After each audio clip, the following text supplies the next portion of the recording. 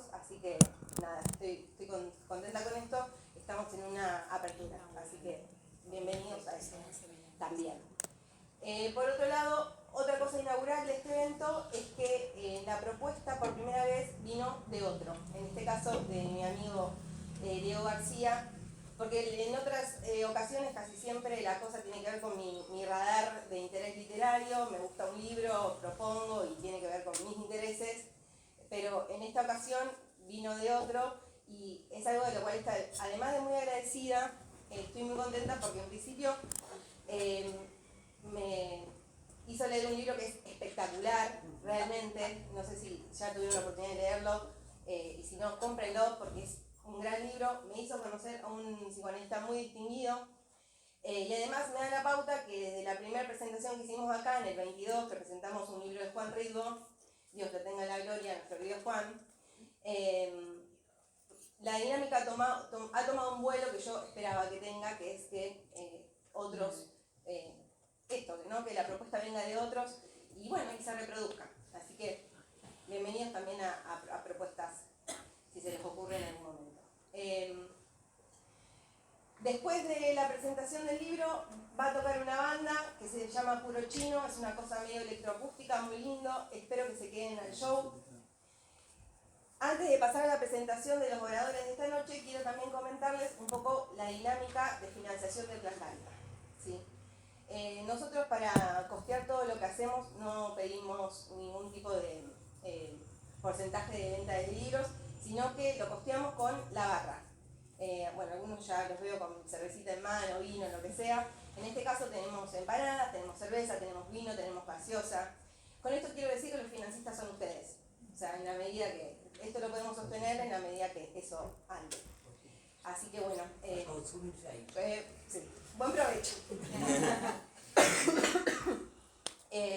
Bueno, agradecer siempre a la gente que me apoya, mis amigos, esto no lo puedo hacer sin toda la gente, sin mis amigos básicamente. Tengo dos amigas en la barra, Fer, que siempre me da una mano, mi novio que me estuvo acompañando toda la tarde, y la gente que viene, ustedes, mucha gente que ya ha venido en muchas ocasiones, hay un público que se repite, así que le agradezco el estar, la confianza, seguir viniendo. Bueno, vamos a lo importante, vamos a presentar a los oradores.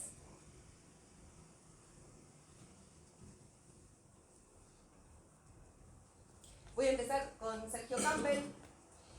Ejerce el psicoanálisis en la ciudad de Córdoba, es profesor auxiliar de la Cátedra de Psicoanálisis de la Escuela Freudiana de la Escuela, cualquiera, voy de nuevo. Profesor auxiliar de la Cátedra de Psicoanálisis de la Facultad de Psicología de la Universidad Nacional de Córdoba, miembro de la Escuela Lacaniana de Psicoanálisis. No Se pronuncia. de la Escuela Lacaniana de Psicoanálisis. Con Lacaniana de Psicoanálisis. Perdón, yo me mandé castellano. Autor de numerosos artículos y libros, el más reciente titulado El otro giro del 20, el psicoanálisis ante la diversidad sexual, de ediciones Ancho Mundo y ediciones de la Comunidad. ¿Qué orden va a tener esto? Empieza Serena. Voy a presentar a Serena. Lo tengo en otro mensaje.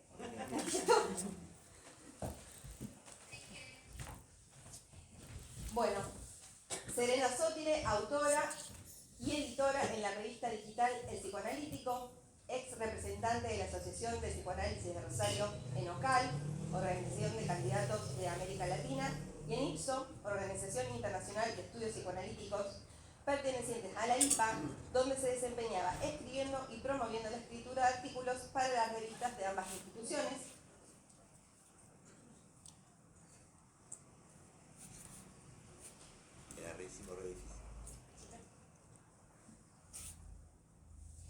Bruno Carinano, psicoanalista, docente en la Facultad de Psicología y Humanidades y Artes de la UNR, magíster en psicoanálisis y doctor en psicología por la UNR, doctor en psicoanálisis y psicopatología por la Universidad París, CITE.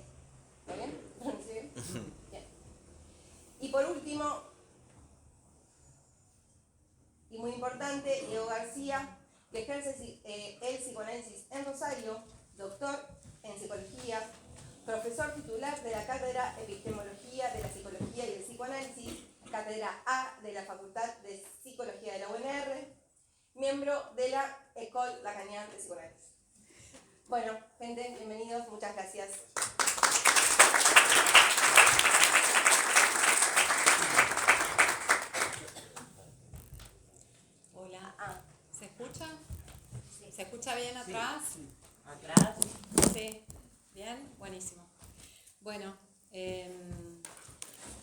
nombre es Serena Sotile, tal como me presentara Carla. Carla, siempre es un gusto estar acá en Planta Alta, entre amigos y rondando cuestiones en torno al psicoanálisis o a veces a la literatura. Gracias, Diego, por la invitación y gracias, Sergio, por tu libro y Bruno por compartir este momento. Antes de recibir el libro físico me habían mandado un PDF, estaba intentando leer el PDF, me cuesta un montón la lectura digital, entonces imprimí lo que me habían mandado, acá tengo lo que empecé a leer, hasta que me llegó esta belleza. La verdad que es precioso el libro, se los muestro, no sé si lo vieron los que están atrás, y entonces bueno, tenías alguna intriga sobre este artefacto, le estuve preguntando a Sergio antes, porque la verdad que tiene una estética muy, muy preciosa y además, bueno, la letra grande como me gusta a mí, me llamó la atención el tamaño del libro. Creo que es importante también porque no me hubiese dado cuenta la diferencia pasando de lo digital a esto, de que el libro tiene cuerpo, tiene olor, tiene textura, tiene un dibujo precioso del cual ya me comentó, y una historia de cómo se gestó Ediciones de la Comunidad, de la cual en algún momento, si él quiere hablar y contarnos, pues bueno, tiene un loguito con una pata, con una silla de 3 patas. Bueno, el libro se llama El otro giro del 20. La idea es de que, aparte del giro del 20 que ustedes conocen, hay otro giro del 20 que es el silenciamiento no escrito, de una regla no escrita, sobre la no admisión de homosexuales en la IPA, en la Internacional de Psicoanálisis. Para lo cual él va haciendo toda una recopilación de citas bibliográficas y algunas biográficas, digamos, porque va relatándonos sobre el comité secreto. El 1 de diciembre de 1921, Jones emite una circular para el comité secreto, que estaba formado por Eitingon, Sachs, Abraham, Ferenczi, y me está faltando Rank y Freud. Bueno, ese comité secreto, que es el de la Sociedad de los Anillos, ¿no? Cuando dejan afuera a Adler y a Jung se hermanan en la Sociedad de los Anillos. Si bien nunca se escribe esa circular, hay cartas, o nunca se escribe esta regla no escrita, justamente, pero que produce efectos de burocratización, institucionalización del psicoanálisis, a partir de otro hecho que comienza a gestarse en 1918, que tiene que ver con un congreso en Budapest, del cual voy a leer algo breve, pero sobre todo para que vean la pluma del autor, que tiene pluma literaria. A ver si lo encuentro. No sé dónde lo tenía marcado exactamente, espérenme un segundito. Budapest y después se llama.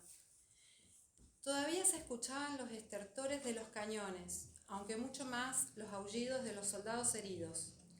A la Primera Guerra Mundial le quedan pocos días para finalizar y otro ejército, menos belicoso, pero no menos tenaz, se organizaba para movilizar sus tropas. El mismo día en que Bulgaria firmaba el armisticio en la ciudad de Budapest, en la Academia de Ciencias húngara, los días 27 y 28 de septiembre de 1918, se reunieron 42 psicoanalistas, 3 de Alemania, 2 de Holanda y el resto de Austria y Hungría, en el 5º Congreso de la IPA, en el cual fue elegido presidente Sándor Ferenczi. Hay que decir que un cierto clima de irrealidad rodeaba el Congreso. Los asistentes fueron recibidos por el alcalde de la ciudad y fueron llevados a pasear en barco por el Danubio, cuando todavía estaban frescos los cadáveres de 20.000 soldados alemanes que murieron en un solo día en la batalla del Somme, a manos de soldados ingleses, canadienses y australianos. O tal vez las razones de tan buena acogida fueran bien realistas, dado que en el programa figuraba el tratamiento de la neurosis de guerra. Había despertado el interés gubernamental y es por eso que tanto los gobiernos de Austria como Alemania y Hungría enviaron representantes para escuchar las nuevas ideas que no eran del todo desconocidas, puesto que tanto Ferenczi como Simmel ya habían utilizado la psicoterapia en los hospitales de campaña. Bueno, empieza la idea de fundar un instituto para tratar a los soldados, para tratar las neurosis de guerra, ya en 1918. A partir de que se empieza a concretar esto, Eitingon insiste en la necesidad de profesionalizar a los psicoanalistas que se iban a formar para atender a estos soldados. Es decir, la intención por ahí era buena, pero el tema es que trajo aparejada la institucionalización y burocratización de la formación psicoanalítica. El modelo de Eitingon, que es el modelo en el cual yo me formé, nace en esa época. Me formé y no lo terminé. Me quedaba 1 año y medio de análisis didáctico y deserté, por suerte. Porque bueno, en realidad lo que se pone en juego a partir de ese modelo es lo que se pone en cuestión es el tema de la transferencia, que también Sergio hace referencia a esto. Creo que Diego me has invitado un poco por eso, ¿no? Por sabía de mi formación. Bueno, con respecto a la transferencia, el modelo de Eitingon, por ahí se los comento para el que no sabe, tiene que ver con el trípode psicoanalítico, que es estudio de seminarios, análisis didáctico y supervisión o control. Actualmente todo eso se supone que dura 4 años, ¿sí? Lo cual es un poco terrible en el sentido de suponer que hay un ser psicoanalista, que también Sergio lo plantea esto en el libro, pero bueno, podemos después en todo caso hacer preguntas sobre esto o ahondar un poco más, no me voy a detener demasiado acá.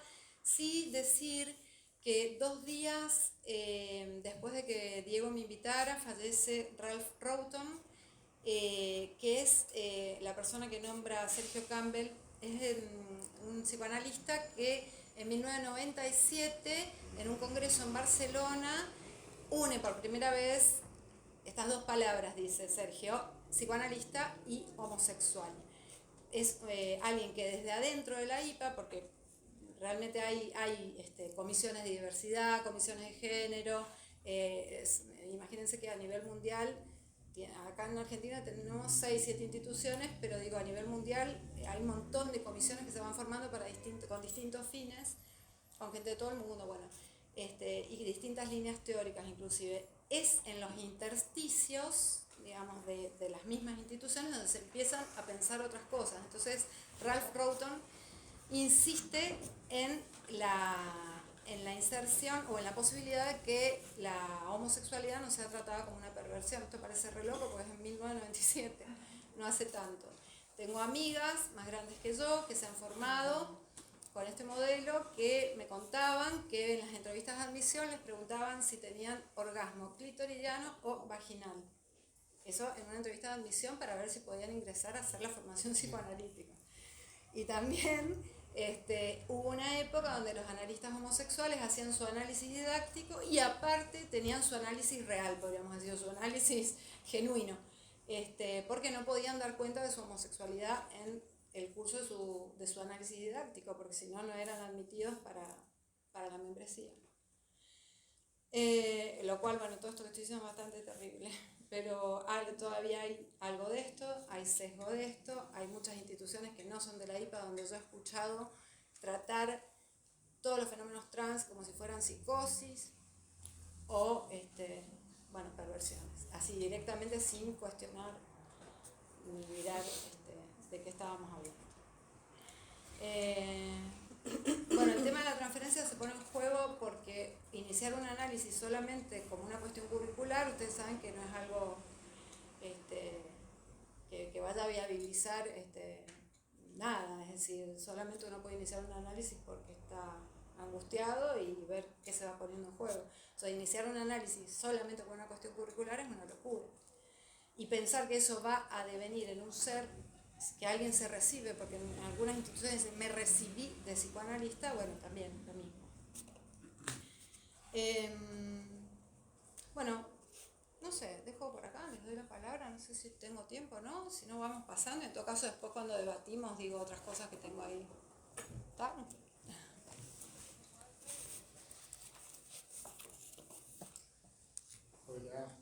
noches. Bueno, gracias Serena, agradezco a Sergio y a Diego la invitación y a los organizadores de Planta Alta por este evento. Bueno, quisiera empezar comentando que, bueno, que me gustó el tono novelesco por momentos del libro. Comienza trasladándonos a una escena puntual, que es esa escena que recién Serena comentaba, en que Ernest Jones está escribiendo esta circular el 1 de diciembre de 1921 del Comité Secreto, donde desliza un tema que monta toda la escena previo a recibir a su primer paciente. Una escena incómoda porque tenía que ver con un tema sexual que también lo tocaba por su historia. Bueno, y el tema en cuestión era, bueno, lo que va a poner un poco como, va a activar esta cuestión de la exclusión de la homosexualidad en la IPA, porque tenía que ver con el planteo de, bueno, esperar adhesión de parte del resto del Comité Secreto para esta propuesta de que un médico holandés que quería ser admitido en una institución afiliada a la IPA no lo fuera por ser homosexual, ¿no? La escena nos comenta esta situación de Jones ahí expectante de las respuestas que iban a venir de Berlín, Viena y Budapest, ¿sí?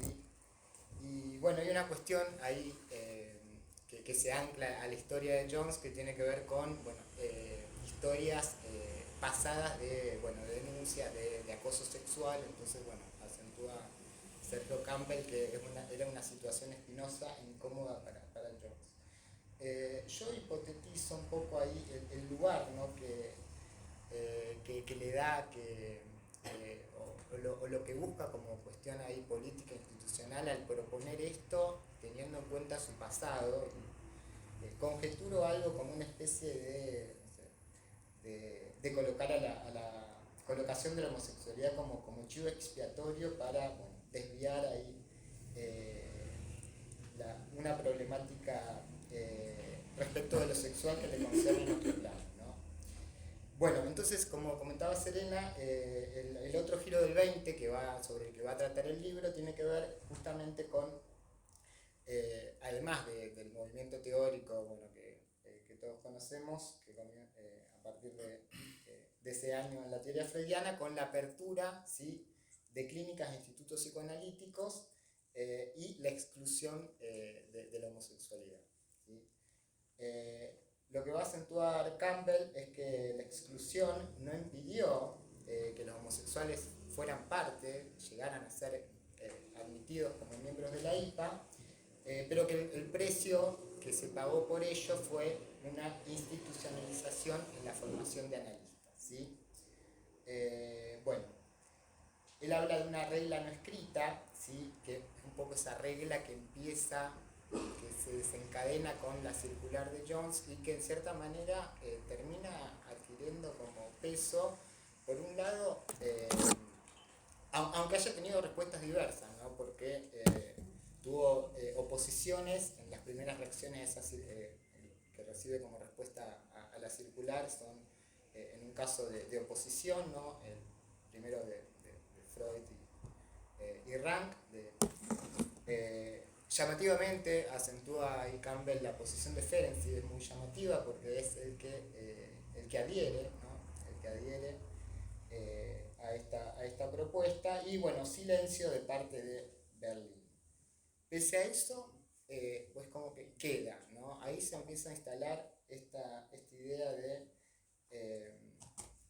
la exclusión de la homosexualidad, que dura mucho tiempo, hasta el año 1997, cuando, bueno, como mencionaba Serena recién, Ralph Houghton, ahí le empieza a otorgar otro lugar a la posibilidad de la admisión de homosexuales en la IPA. El giro del que trata el libro pareciera tener que ver con un anudamiento, ¿no?, entre ambas cuestiones, entre la exclusión de la homosexualidad y la burocratización de la formación de analistas. La planteo del libro es que esa exclusión genera o en cierta manera desencadena la burocratización. A mí ahí se me arma una pregunta, algo que me parece que queda un poco abierto, que es, bueno, es condición necesaria, suficiente, digo, esa exclusión, ¿qué relación tiene con la burocratización de la formación de analistas? ¿Era imprescindible esa exclusión para que se burocratizara, o algo del movimiento mismo institucional del psicoanálisis? Bueno, es como si también llevaría eso más allá puntualmente de la cuestión de la exclusión de la homosexualidad. Una cuestión que acentúa Campbell, importante en el libro, tiene que ver con la diferencia entre homosexualidad declarada y no declarada. Y ahí está el punto en cuestión, que la homosexualidad que era rechazada era la que era reconocida como tal. La no declarada no era un problema porque quedaba en silencio. Ya, y en cierta manera eso era tolerado institucionalmente, ¿no? Esto es corroborado en los hechos, ¿no? Porque efectivamente se constata que en múltiples de las instituciones afiliadas a la AIPA hay analistas homosexuales. Entonces, efectivamente, como decía antes, esa exclusión nos lleva ¿Más algo?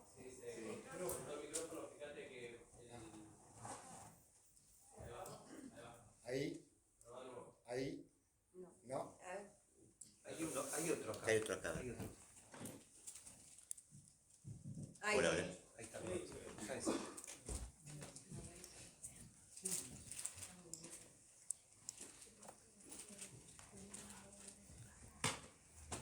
Gracias. Bueno, entonces efectivamente ahí se corrobora que, bueno, la homosexualidad no declarada es admitida, y en cierta manera en los hechos ocurre que analistas homosexuales forman parte de instituciones afiliadas a la IPA.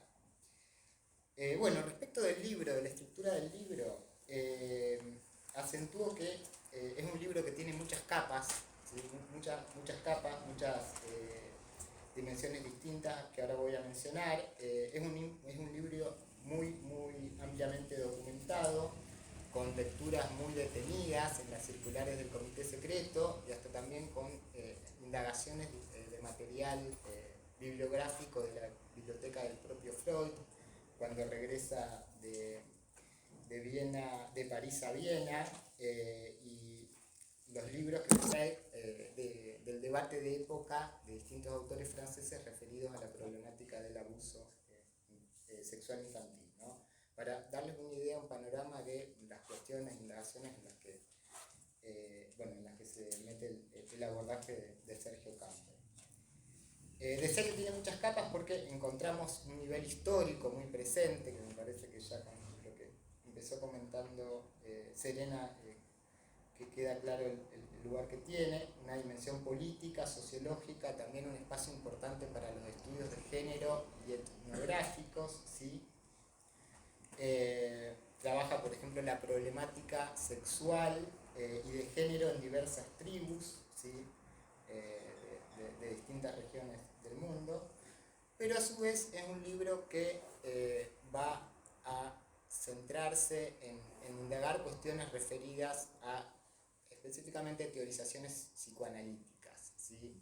Lo que él se propone, anuncia como propuesta, es descentrar al psicoanálisis un poco desde estas otras vías por las que transita.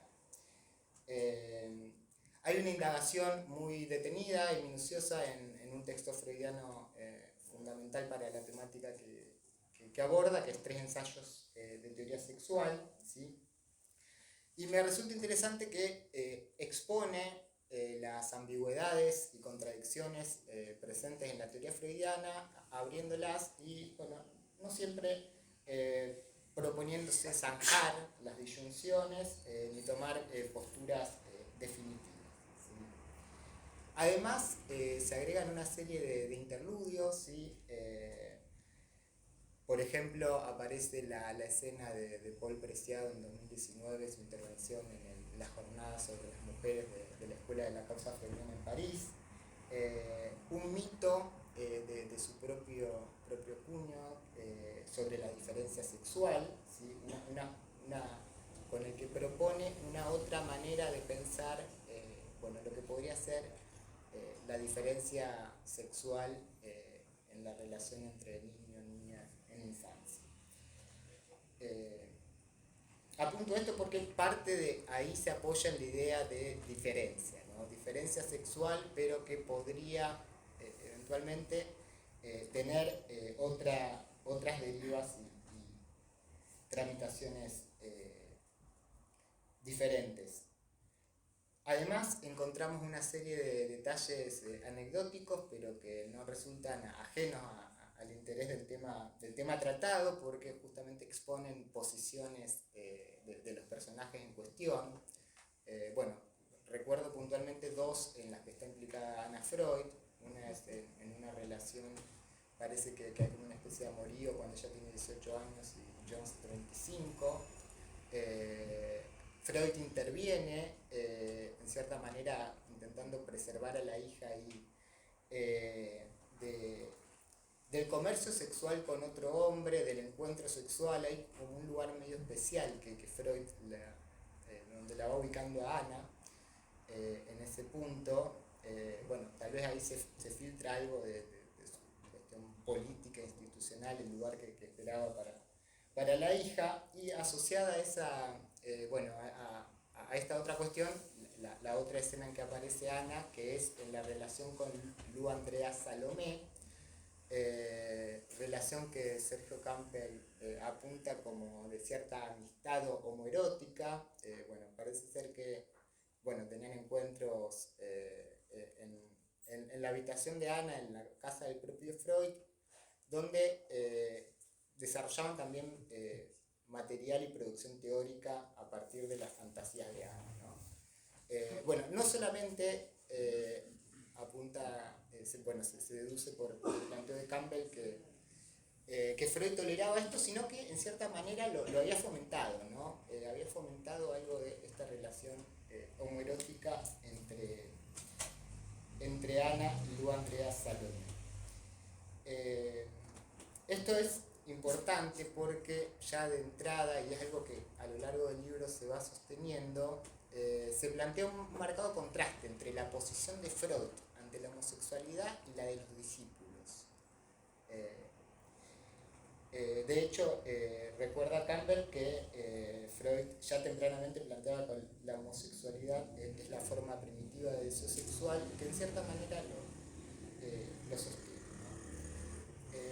Y entonces, en ese punto hay que acentuar que este giro, este cambio de rumbo que empieza a producirse a partir de 1920 viene más bien fogoneado por los discípulos que por el propio Freud. Ahora vamos a tratar de pensar un poco en relación con lo que trabaja el libro, qué pasa con la posición de Freud ante eso, ¿no? Una pregunta que me planteo a partir de la lectura del libro en relación con esta cuestión es, si ahí Freud no cede en nombre de la institucionalización del psicoanálisis, concede, es como si pagara cierto precio en pos de que el psicoanálisis se institucionalice y salga de cierta marginalidad, ¿no? Yo en ese punto creo que el psicoanálisis es un discurso completamente marginal en la cultura, como lo queer, lo trans. Por eso me parece que el tema ahí de los ideales sociales acoplados al psicoanálisis aparecen cuando se institucionaliza. Entonces, por eso yo ahora posteriormente quiero pasar a considerar si la teoría psicoanalítica en sí misma podemos pensar que es algo que excluya lo trans, o más bien no. Yo tiendo a creer que no. No tiendo a creer, estoy como bastante convencido de que no. Me parece que el punto del problema es la institucionalización del psicoanálisis, que ahí se pone en juego la problemática que lleva a la exclusión de lo queer, de lo trans. Pero yo no veo en la teoría freudiana nada que vaya en contra de, justamente de las sexualidades trans y queer. Me parece que el psicoanálisis admite eso. Otra cosa es la institucionalización y las posiciones políticas que el psicoanálisis asume por ese costo de salir de la marginalidad, ¿no? Bueno, en ese punto hay otro hecho que Sergio menciona que me parece importante, que en otro ámbito, pero que revela algo de esa posición de Freud, ¿no? Que tiene que ver con la problemática del análisis profano, ¿no? En un momento le escribe a Eitingon una carta en que dice lo siguiente, y que es citada 2 veces por Sergio en el libro: no queda ninguna duda de que mi texto sobre el psicoanálisis profano fue una cuchillada en el agua. Me esforcé por despertar un sentimiento analítico común que debía oponerse al corporativismo médico, pero no lo logré. Las consecuencias no faltarán y serán desfavorables. Bueno, el punto interesante es que Freud hace un movimiento y revela que es totalmente ineficaz y medio como que queda vencido y se termina doblegando, ¿no?, ante el corporativismo médico que trataba de confrontar desde cierto sentimiento, podríamos decir, político-analítico, que no encuentra eco, no recibe eco. Y bueno, pero el punto es que ante eso Freud hace concesiones para que la institucionalización del psicoanálisis avance. O sea que hay un punto ahí en que el psicoanálisis institucionalizado, se revela, digamos, como un movimiento de Freud que acepta, en cierta manera, ceder algo en sus principios, ¿no? Que el psicoanálisis, la política del psicoanálisis cede algo en sus principios en pos de poder institucionalizarse. Bueno, algo más respecto de la configuración del libro. Es un libro que tiene muchas capas. Él habla de 3 ensayos, que es el escrito freudiano al que se consagra con mucho detenimiento como un texto Frankenstein, ¿no?, por múltiples dimensiones, ¿no?, esa reescritura permanente, la gran cantidad de agregados, notas, ¿no?, por un lado, y después también, por momentos parece una especie de manual psicopatológico de la sexualidad, que tiene el eco de lo que retoma de Krafft-Ebing, pero a su vez esa dimensión está suplementada por la problemática en la que insiste mucho Sergio Campbell, que es la no naturalidad de la pulsión, ¿no?, de la satisfacción, de la relación de la pulsión con el objeto, y a su vez un espacio que le da a las concepciones teóricas de Hirschfeld. Magnus Hirschfeld, que es uno de los autores que tiene un lugar importante en el libro, porque es contemporáneo de Freud y es el que crea el Instituto para la Ciencia Sexual, que es, fue bastante, podemos decir, bastante progresista para la época, porque brindaba tratamientos de diversa índole para pacientes homosexuales, lo que hoy llamaríamos en general queer, ¿no? Esta idea de texto Frankenstein yo creo que también se podría aplicar un poco al libro, ¿no?, de Campbell, por la multiplicidad de capas por las que va transitando, los interludios, cambios de escena. Tiene algo también de una estructura así, que me hace homologarme un poco a lo que él dice respecto de 3 ensayos. Bueno, respecto de Hirschfeld, quiero señalar una cuestión que Sergio va a trabajar. Por momentos hay referencias explícitas, ¿no?, en 3 ensayos, numerosas referencias explícitas a Hirschfeld, otras más silenciadas, ¿no? Lo menciona a Ferenczi, que retoma la categoría de homoerotismo subjetivo, pero que en realidad viene de Hirschfeld. Ahí está medio silenciada la referencia. Y después en el Leonardo, en el texto sobre Leonardo de Freud, también encontramos una discusión donde el interlocutor no es mencionado, pero que señala Sergio, que se trata de Magnus Hirschfeld. ¿De qué se trata? Bueno, se trata del planteo de la homosexualidad como tercer sexo, que Freud rechaza. Freud rechaza esa concepción de Hirschfeld de la homosexualidad como tercer sexo y plantea lo siguiente. Aunque por razones de orden humanitario pudiéramos inclinarnos a suscribir sus peticiones, o sea, está hablando de las peticiones de los homosexuales, políticas, no debemos, en cambio, suscribir sus teorías. Bueno, a mí eso me parece fundamental y muy orientador para distinguir el nivel, ¿no?, de la política y de la teoría. Creo que se conectan, se interceptan, pero son diferentes. Y en ese punto no creo que los precios que ha pagado, los precios políticos por institucionalizarse el psicoanálisis, no creo que en términos de la teoría sean precios que pagan. Me parece que la teoría se mantiene al margen de eso. Bruno, ¿lo podemos volver a leer? Ese párrafo en el libro. Sí, el párrafo, ¿se escucha ahí? Sí, pasa que justo hubo un ruido y tapó parte de los audios, ¿no? Sí. Bueno,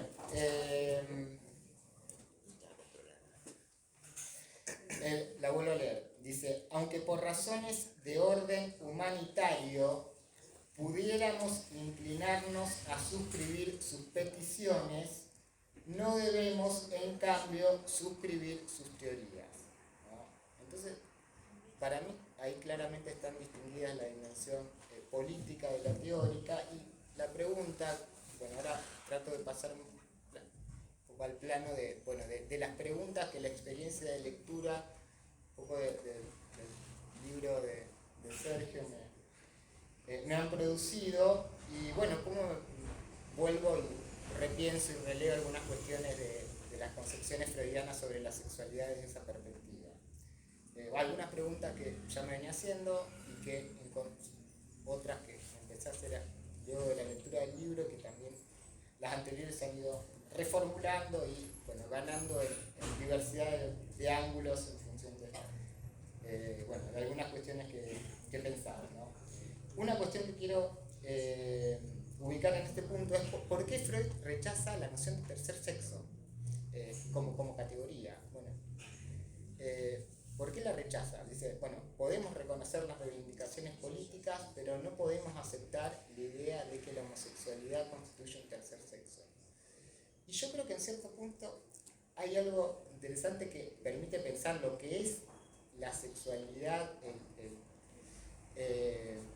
porque en cierta manera aceptar eso no sería en cierta forma también poner un nombre, psicopatologizar a la homosexualidad, darle un lugar categorial como una especie de, si bien en este caso viene desde una perspectiva de defensa de los derechos, bueno,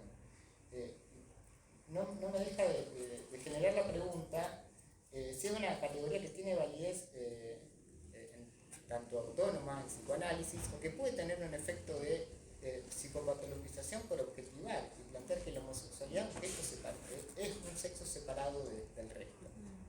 Bueno, yo creo que en ese sentido no lo es, como tampoco creo que se pueda pensar a la mujer y al hombre como sexos separados y que existe un binarismo sexual en psicoanálisis. Esa es la otra cuestión que creo que he tratado de volver a repensar a partir de la lectura del libro. Yo no creo que haya un binarismo sexual en la teoría freudiana. Me parece que por momentos recae en articulaciones binaristas, pero me parece que es tan compleja el modo el tratamiento de la diferencia sexual y la bisexualidad, que yo creo que siempre la dimensión de ese supuesto binarismo está suplementado por otra cosa. Yo creo que la sexualidad se juega en un cierto entre, en un intersticio que, bueno, se abre entre el plano identificatorio y el plano de las elecciones de objeto. Y entiendo que en ese punto Freud se resiste a objetivar la homosexualidad como tercer sexo.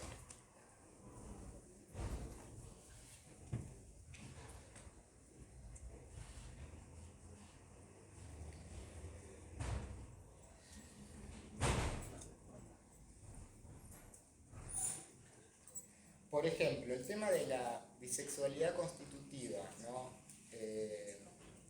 Tal como lo trabaja en la conferencia 33 sobre la feminidad, a mí me da lugar a pensar justamente que hay algo que se trama entre el entre de la diferencia y que se constituye en multiplicidad de posiciones sexuales que no son binarias, que no quedan encerradas en la lógica binaria hombre-mujer. Para mí ahí la bisexualidad funciona como algo que desarticula la idea de binarismo sexual.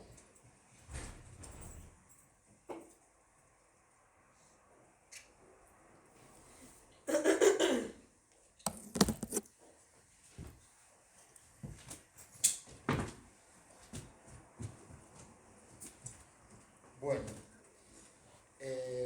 esto también me parece que se vincula con el planteo de Lacan en la conferencia del año 67, breve discurso a los psiquiatras, cuando un poco en el abordaje de la problemática de la locura desde la perspectiva psiquiátrica propone una vía distinta para el psicoanálisis y de repente desemboca en el abordaje de la cuestión sexual. Y él va a poner en lugar de un sujeto afectado por un sexo a la idea de sexualidad. El psicoanálisis no se ocupa de la sexualidad como objeto de un saber, sino que se ocupa de un sujeto afectado por el sexo, o sea, lleva el problema de lo sexual al plano del acto. Bueno, yo a veces me pregunto eso, sí, esto que él dice, no nos ocupamos de los cromosomas sexuales, no hacemos ciencia de lo sexual en ese sentido, ¿no? Bueno, si también en cierto punto, a veces desde la perspectiva del género, no hay una visión que objetiva lo sexual desde una perspectiva sociológica, que no digo que no sea válida, ni que tenga importancia en un plano social y político, pero a mí me parece que es externa al plano analítico. Ese es el punto. Porque me parece que se termina de configurar ahí una especie de abordaje de la sexualidad como objeto de un saber sociológico.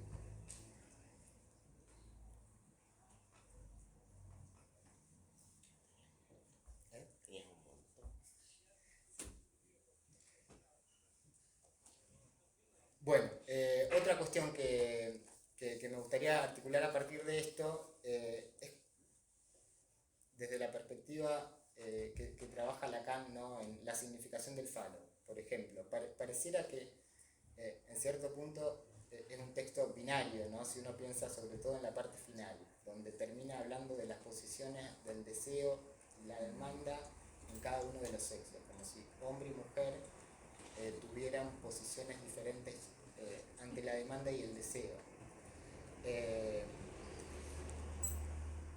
Sin embargo, justamente lo que termina planteando al final es que producto de las identificaciones todo se mezcla, ¿no? Y entonces, en cierta manera, aparece un factor de indeterminación que da lugar a un montón de posturas intermedias producto de los que producen los efectos, identificatorios, ¿no? Y llega así a una formulación como que me resulta a mí muy interesante, que es que la ostentación viril es femenina, ¿no? Dice, la ostentación viril es femenina. Ahí me parece una manera de pensar la diferencia sexual del psicoanálisis de un modo no binario y que en cierta manera admite lo queer. Desde el otro punto, desde otra perspectiva, bueno, pienso en una figura opuesta, en este caso no la tomo del psicoanálisis, sino de Jean Genet, y un personaje trans que él caracteriza como un hombre maquillado, dice, despeinado por gestos poéticos, ¿no? Entonces, pienso, ¿podemos pensar una erótica no basada en la diferencia sexual? Bueno, abro un poco esa pregunta a partir de la lectura del texto. ¿Podemos pensar eróticas queer que estén desprendidas, que no estén atravesadas por la problemática de la diferencia sexual. Bueno, termino acá. Tenía un par de cosas más, pero en todo caso, si conversamos, compartimos.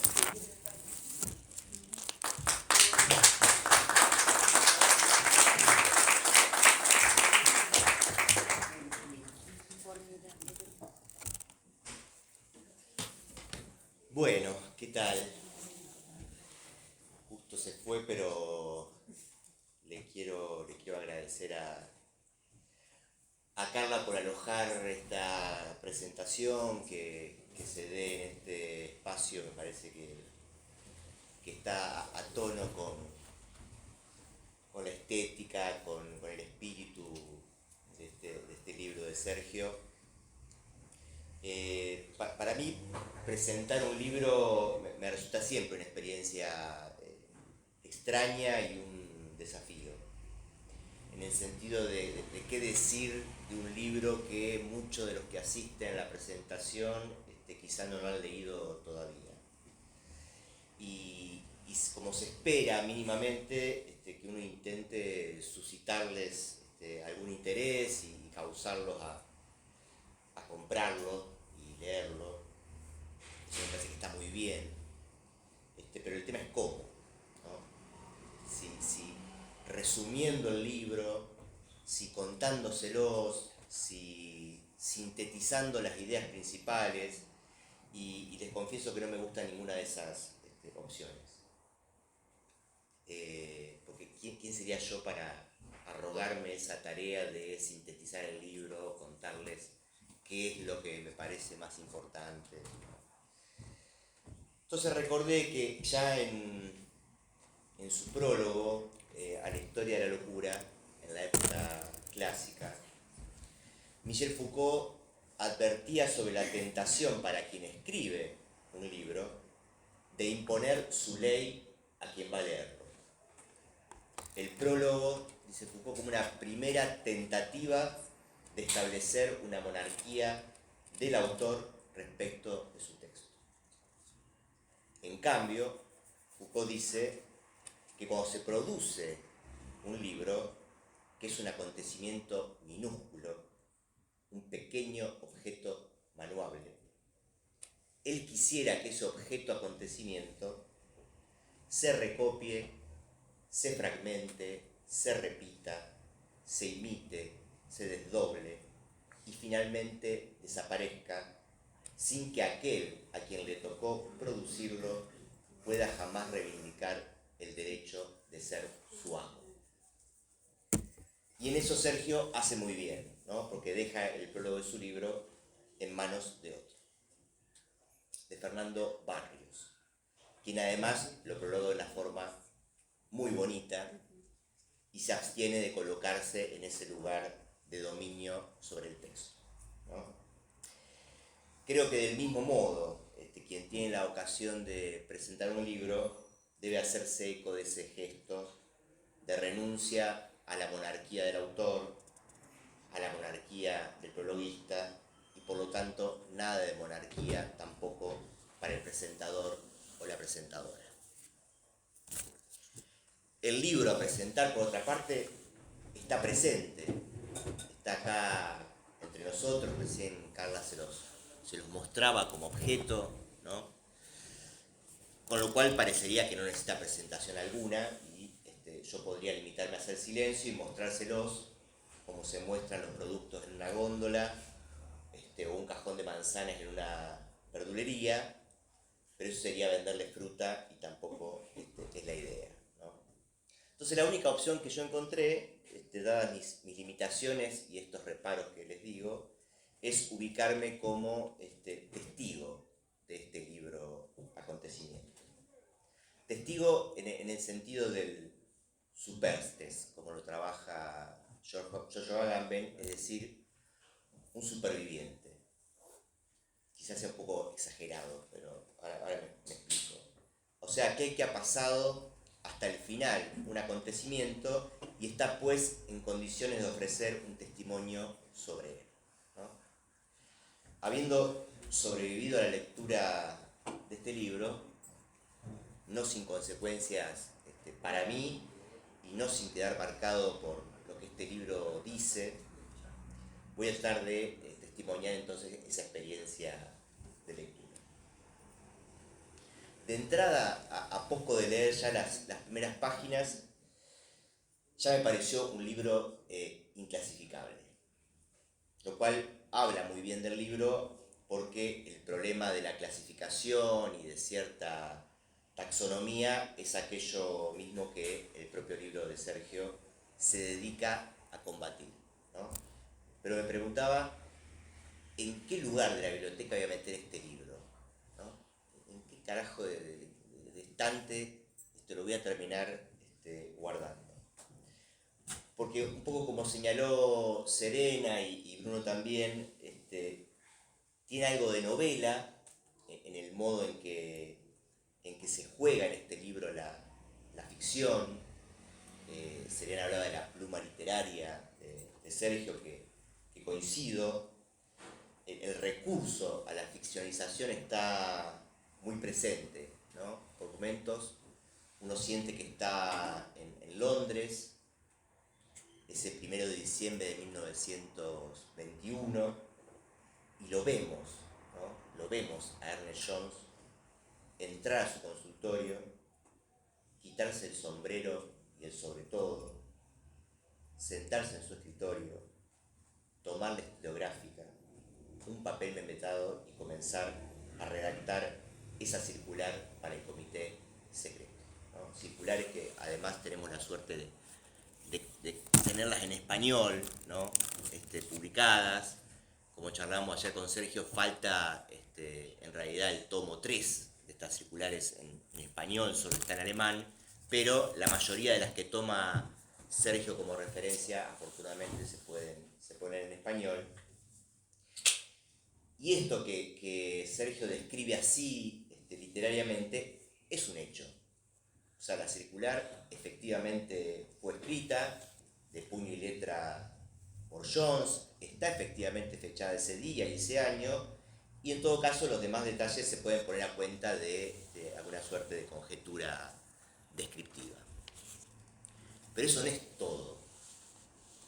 Además, asistimos a lo que está pensando y sintiendo el propio Jones, asediado por los recuerdos, a la espera de algún reproche agazapado, cuando escribe aquella respuesta al grupo de los holandeses acerca de la conveniencia de no admitir como miembro a un doctor conocido manifiestamente como homosexual.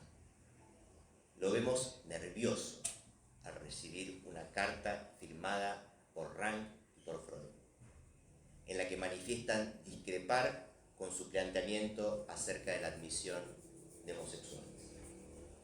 Freud y Rank en esa primera respuesta se niegan a excluir miembros por otro motivo que no sea una valoración individual de las cualidades del candidato, además de desaprobar cualquier persecución judicial como la que ya había en aquellos años.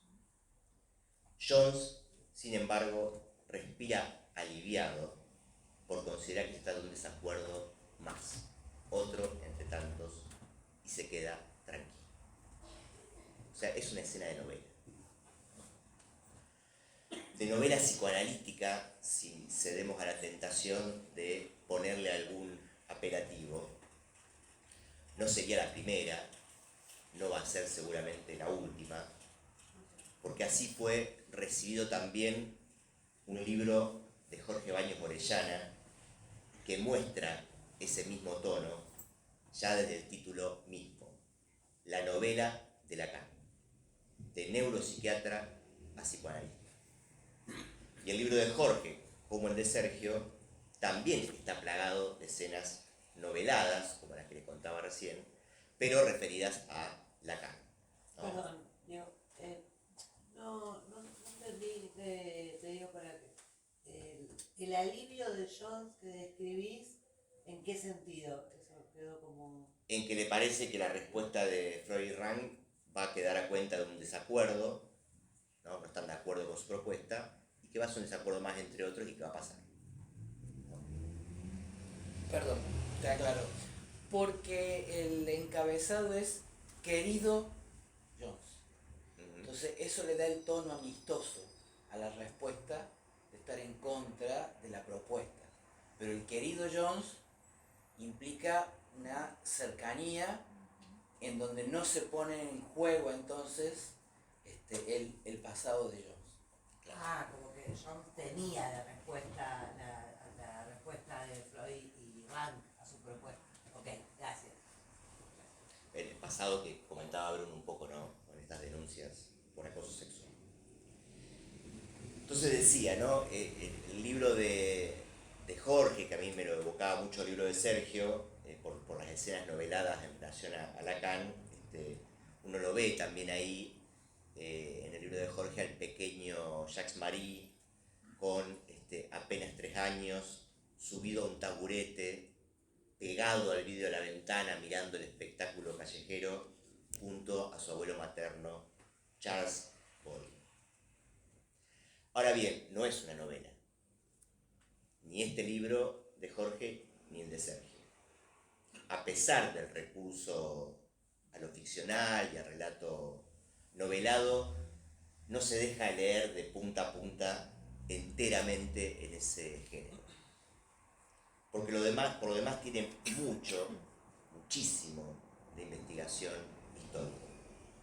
Hay un trabajo enorme y riguroso en el libro que se nota en el uso de los archivos, en la búsqueda de documentos y en la descripción pormenorizada de los lugares y de la época. Sergio no dice el consultorio de Jones, como por vagancia yo acabo de evocar. Él dice el número 111 de la Harley Street de Londres, la dirección precisa donde estaba localizado ese consultorio. No se limita a contarnos el chisme de comadrona de que Ernest Jones se quería levantar a Ana, la hija de Freud. Refiere los datos exactos del inicio de ese cortejo cuando Ana acaba de cumplir los 18 y Jones tenía 35 años. Y lo que Freud, padre ante todo, le escribe a su hija y a Jones. Es decir, y son ejemplos burdos que les comparto, hay todo un trabajo de historiografía al mismo tiempo en este libro que no tiene nada que envidiarle a, por ejemplo, la escritura de la historia de un Michel de Certeau.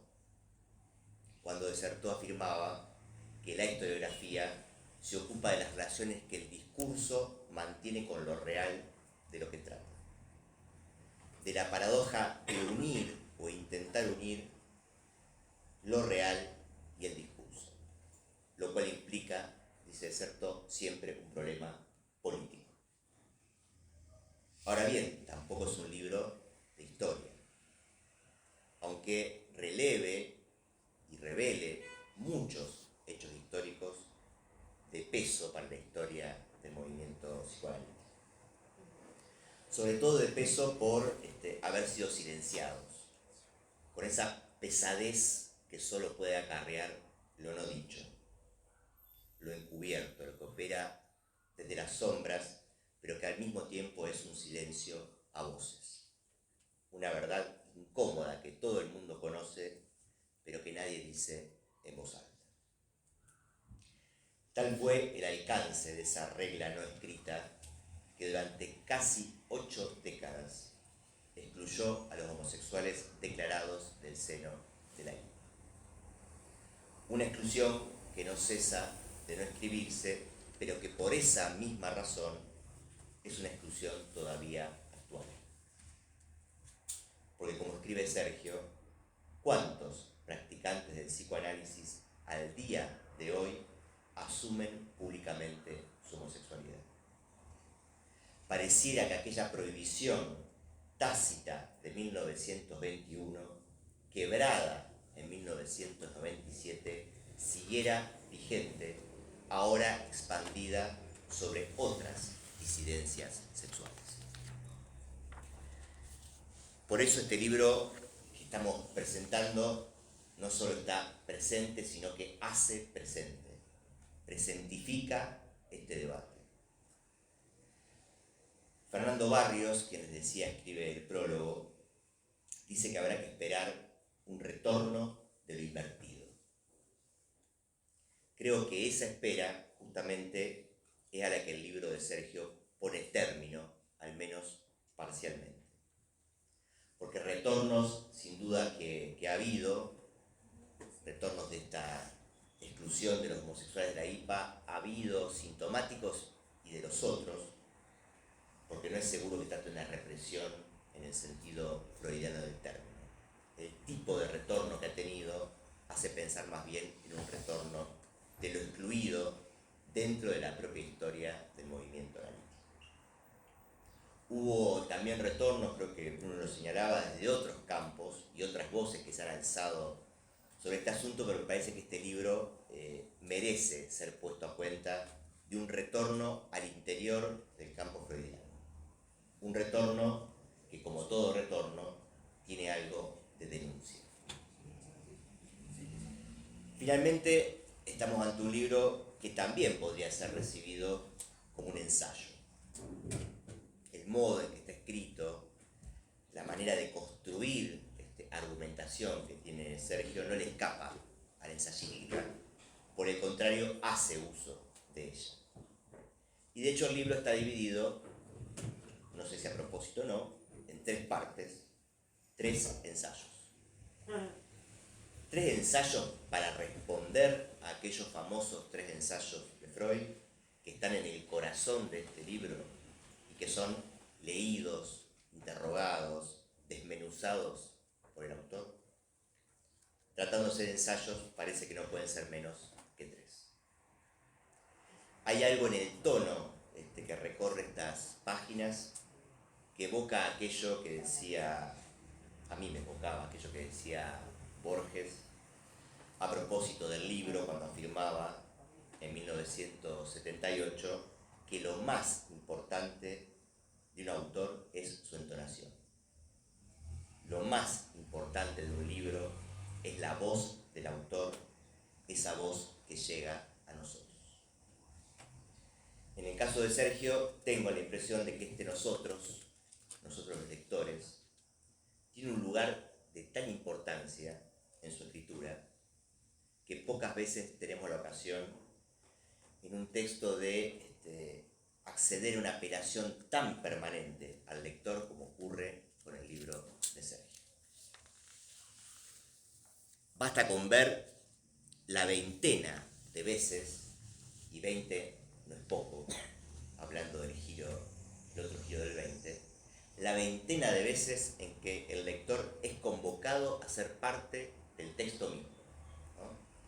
En expresiones del tipo, el lector podrá preguntarse, estimado lector, caro lector, cada lector decidirá, lector, lo invito a recorrer, usted lector, el lector puede adivinar por sí mismo, etcétera, por solo mencionar algunas en las que Sergio se dirige a la libertad del otro, en este caso del lector.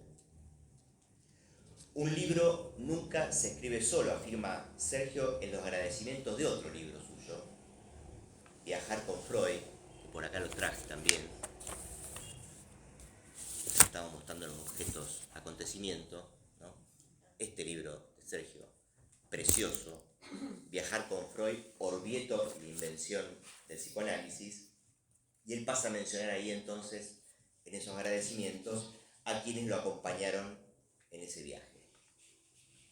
Porque también un libro puede ser pensado como un viaje, sobre todo si se trata de una travesía. Entonces me permito traerles una cita de este otro libro de Sergio Campbell, publicado en el 2022, donde Sergio escribe: toda travesía implica un viaje, pero no todo viaje implica una travesía.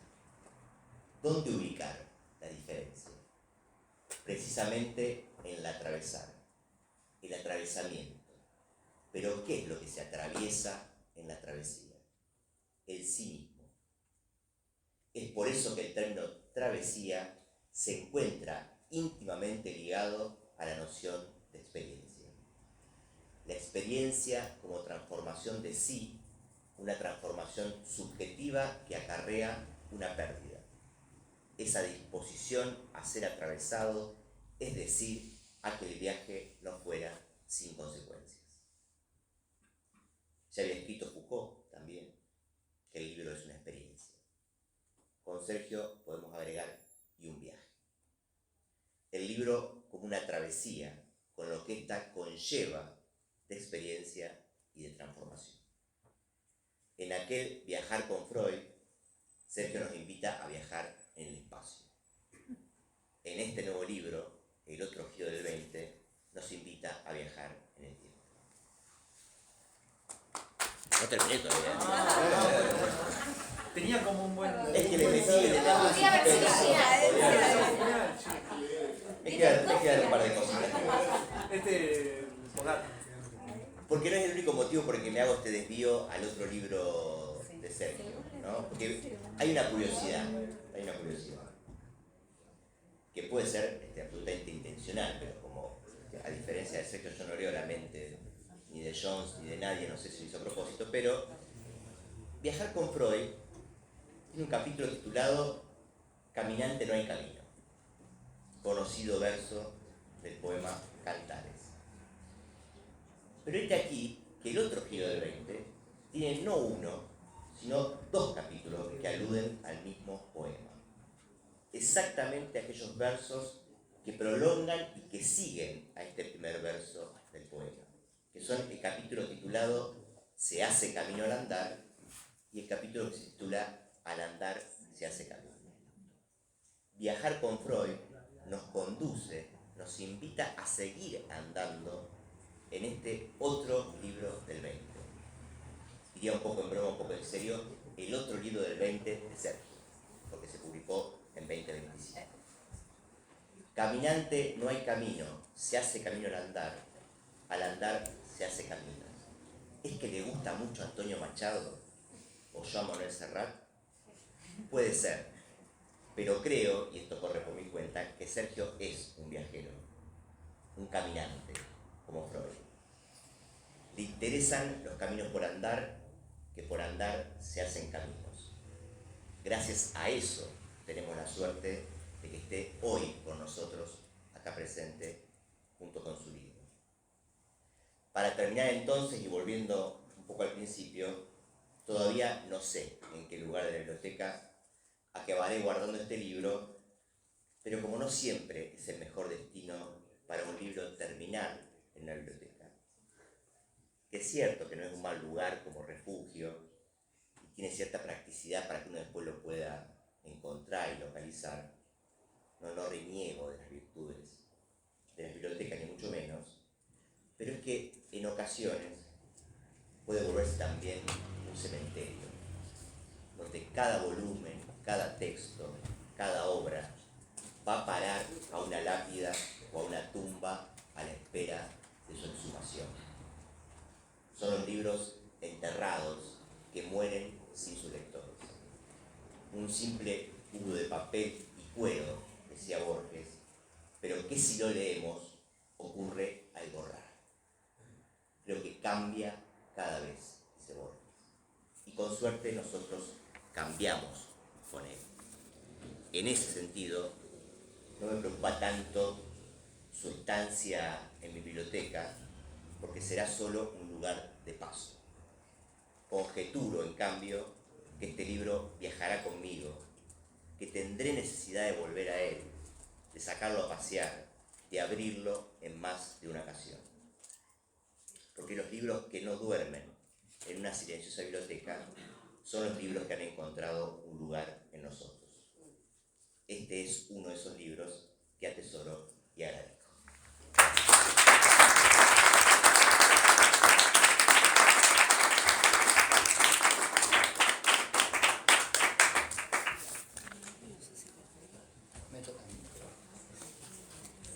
¿Y si tenés ganas?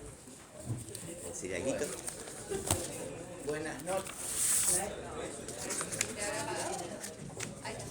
Buenas noches ahora a todos. Muchas gracias a esta gente que no conozco y que nos empezamos a conocer ahora.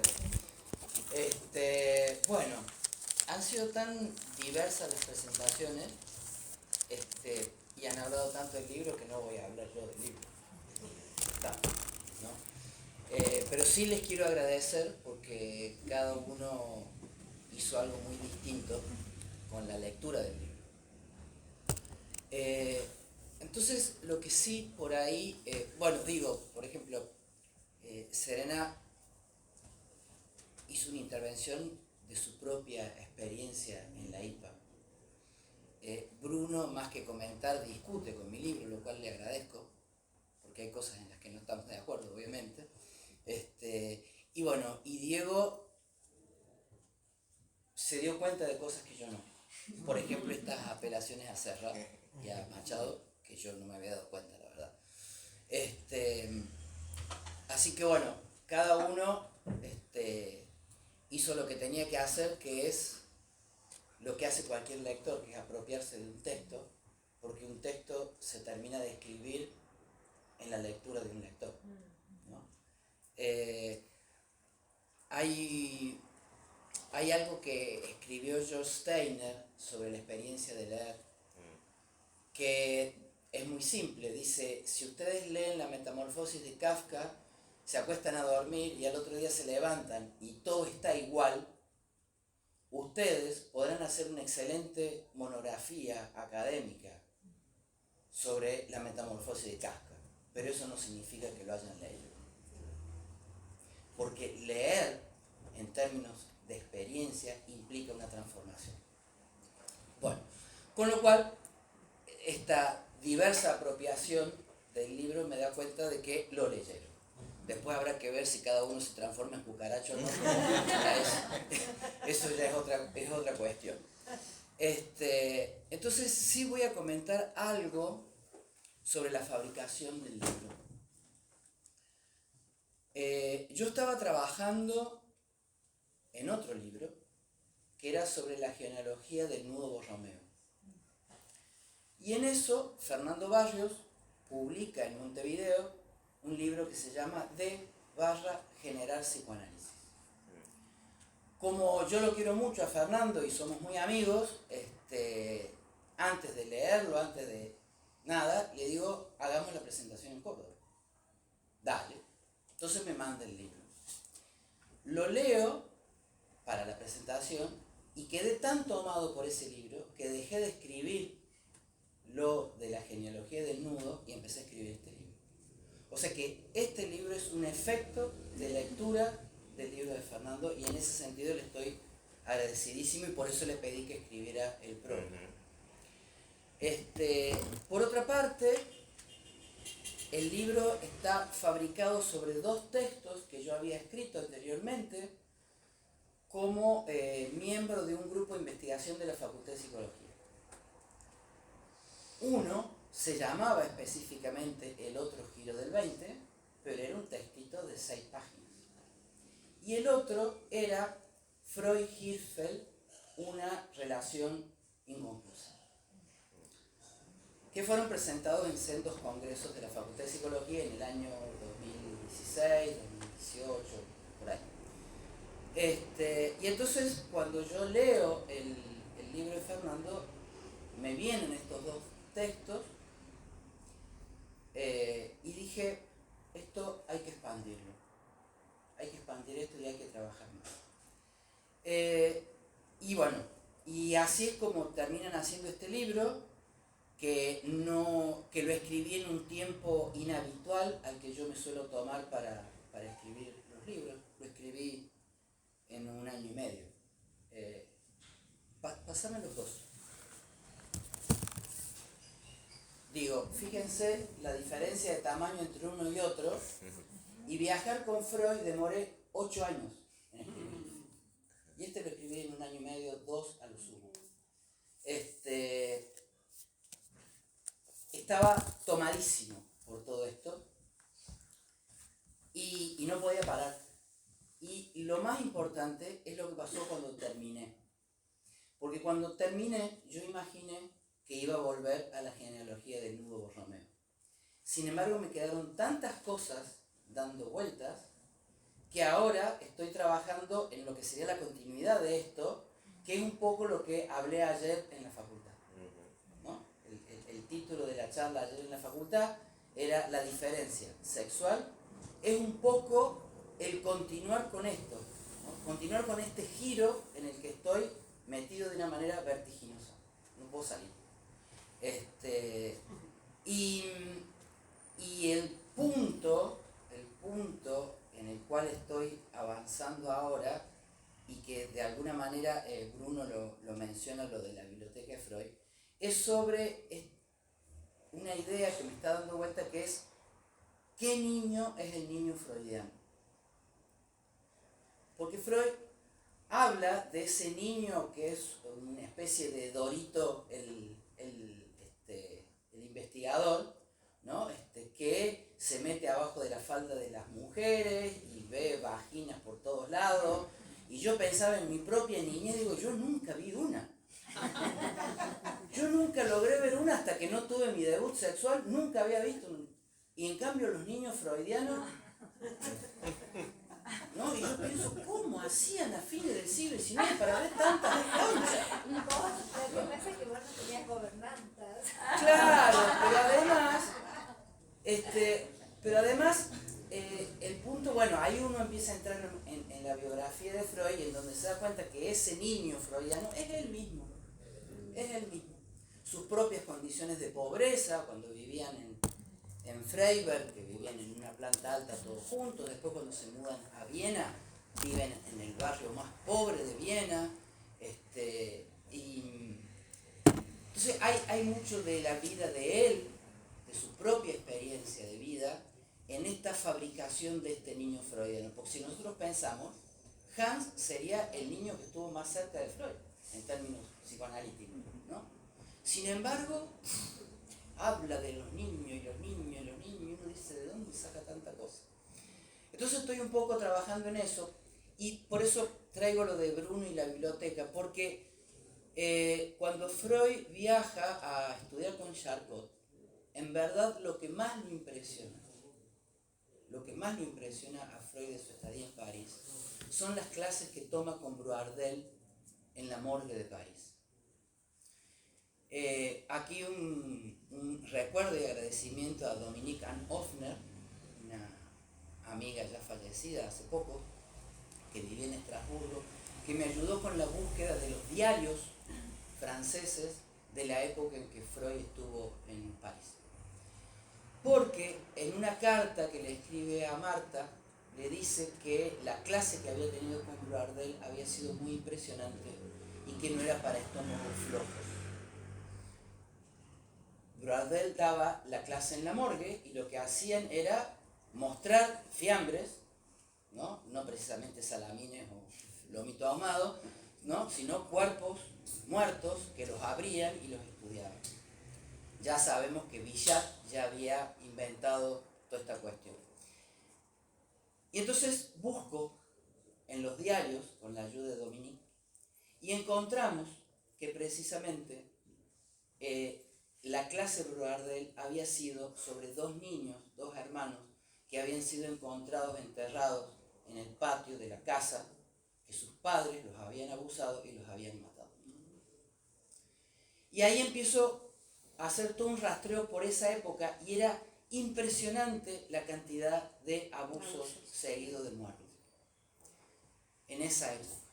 O sea, cuando ustedes leen Los crímenes de la calle Morgue de Edgar Allan Poe, parecía que Edgar Allan Poe estaba viendo lo que estaba pasando en París en ese momento. Era tremendo. Y hay dos bibliotecas sobre eso en Francia. Bibliotecas de médicos legistas, bibliotecas de abogados que escriben sobre esto. Una biblioteca es creerle a los niños. Los niños dicen la verdad sobre el abuso. La otra biblioteca es los niños mienten igual que las histéricas. Freud se trae esos libros y están subrayados esos libros. Freud leyó con mucha atención todo eso. Y recordemos que cuando Freud vuelve de París, va a trabajar a un instituto neurológico de niños, donde trabaja durante 10 años de manera gratuita, hasta 1896. Y este no es un dato menor. 1896 es el año en que muere el padre de Freud y que Freud empieza a construir la fallida teoría de la seducción infantil. El padre muere en octubre de 1896 y en enero de 1897 Freud le escribe a Fliess Habemus Papam. Encontramos al padre como causante de la histeria en los hijos. Padre perverso, hijo neurótico. Escribe Freud entre enero de 1896 y enero de 1897 y septiembre de 1897, cuando después del viaje por Italia, que es el que cuento en ese libro, Viajando con Freud, escribe el 21 de septiembre a Fliess, ya no creo en mi neurótica. Y ahí cambia todo. Entonces, estoy trabajando ahora en este punto del niño freudiano, porque me parece muy importante, porque Asun, cuando Asun escribe este libro, El asalto a la verdad, que dice que Freud es un cobarde y que por eso deja caer la teoría de seducción, le escribe a Ana y Ana le dice, quizás usted tenga razón, pero si mi padre no hubiese dejado caer la teoría de seducción, no hubiese inventado el psicoanálisis.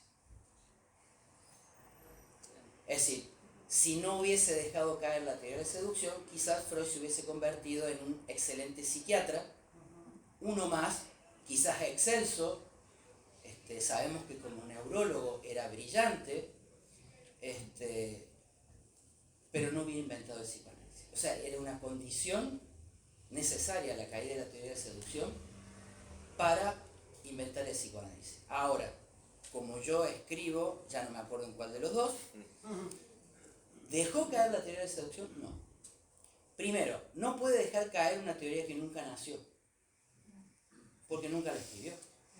En mayo de 1897, Fliess parece, como no tenemos las cartas de Fliess, parece que le empezó a jeringuear de que publicara el libro sobre la teoría de seducción, y Freud le responde, no te puedo dar el gusto porque siento que algo está haciendo eclosión en mí, no sé qué bicho saldrá de todo esto. ¿Por qué? Porque en abril hace la aparición por primera vez el tema de las fantasías. Entonces dice, no son solo lo que pasó, sino también la fantasía. Entonces, no deja caer el abuso, ya no hablemos de teoría, no deja caer el abuso, sino que lo corre del lugar de que sea la causa. Y esto es lo que permite la aparición del psicoanálisis, de que ya no hay una causa. Vacía el lugar de la causa. ¿No? Ya no hay una causa. Es decir, y que me parece que en esto hay sí una muy buena lectura de Lacan ahí de Freud, ¿no? Cuando justamente es la nada la causa, es el vacío la causa, no es algo. Es decir, Freud lo que hace es correr del lugar de la causa el abuso. No está diciendo, yo no creo en mis neuróticas, no cree en la neurótica, que es la teoría, ¿sí? Y que es justamente esto, de que el abuso es la causa. Para eso tiene que construir el niño freudiano. Bueno, todo esto que le estoy contando es para dar cuenta de cómo me he quedado tomado por este libro, que en la escritura que fue un vértigo y que sigo en el vértigo, y que espero algún día poder retomar la genealogía del nuevo Romeo, porque estaba muy bueno lo que estaba haciendo con eso. Y bueno, quedó ahí detenido. Es más, ese libro sí, efectivamente, si es alguna vez, efectivamente sí va a retomar cabalmente el estilo de Viajar con Freud. Porque Viajar con Freud efectivamente es como una novela. Con Jorge Baños hablamos mucho sobre esto y coincidíamos que a veces el único modo de decir ciertas cosas es a través del discurso ficcional, ¿no? Es como un modo de llegar a ciertos lugares que cuando uno escribe, no sé, teóricamente, vamos a decirlo así, no se llega, ¿no? Hay un punto de tensión que la ficción permite, ¿no? O sea, yo no sé si John estaba cagado en las patas con lo que yo le respondí o no, pero a mí me parecía bárbaro poner esa tensión ahí porque efectivamente tenía que esperar 11 días a ver qué decían, ¿no? Entonces, bueno, digo, ¿qué pasaba en esos 11 días en donde estaba esperando? Y bueno, yo ahí metí ficción, ¿no?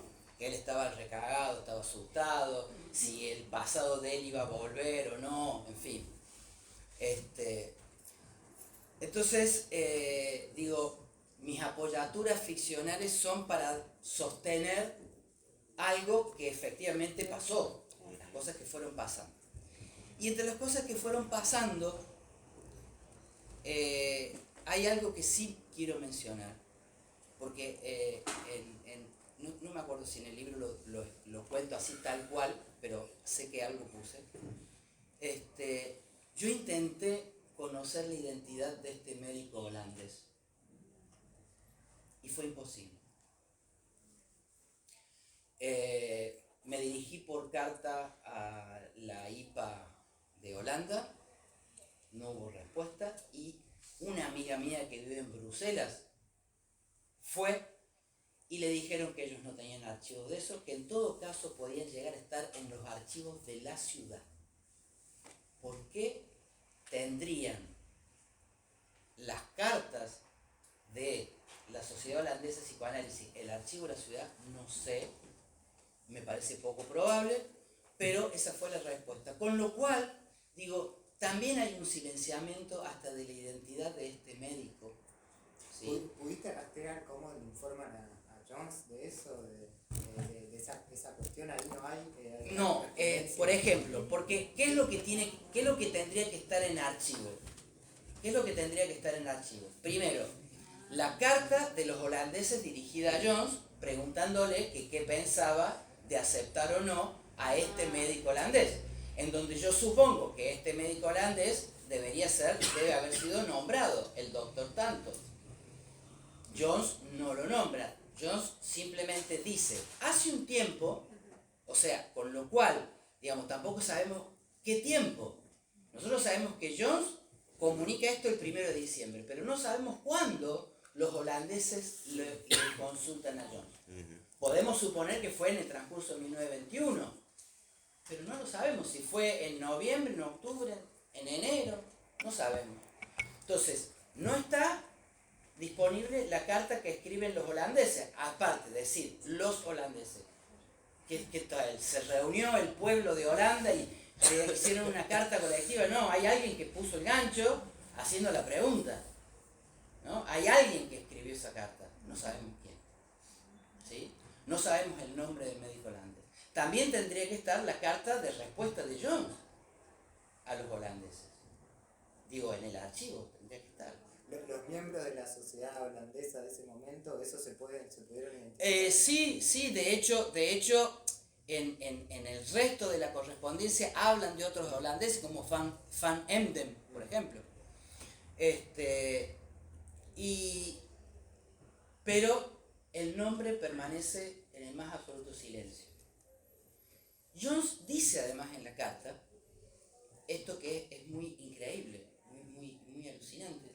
Dice, me preguntaron, me consultaron los holandeses si era conveniente o no, que por suerte, como fue detenido por ser homosexual, nos sacamos un problema de encima. O sea, ya no tenían que decirle que no, porque lo habían metido en cana, ¿no? Entonces, se habían sacado un problema de encima. Y entonces ahí ¿no les parece, dice John, que deberíamos adoptar como regla general no aceptar a los homosexuales manifiestos, y el tono de lo manifiesto es lo que me parece más importante. Porque ahí sí quiero tomar algo del libro que Serena lo mencionó así de costado, que es el tema de la transferencia.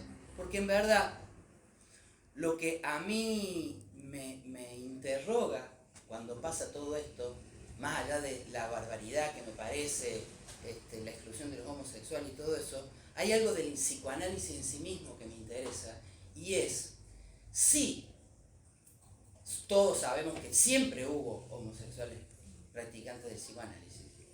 Entonces, si se callaron en sus análisis didácticos, si no hablaron de su vida sexual, ¿hasta dónde llegaron esos análisis? Ese es un punto para mí central. ¿Hasta dónde llegaron esos análisis si no podían hablar de su vida sexual porque si no quedaban excluidos? Y está la otra parte, porque yo menciono un artículo de Thomas Moore, que era un homosexual norteamericano que fue a hacer la formación en Alemania y escribe un artículo, en alemán lo escribe, yo lo rescaté de una revista alemana,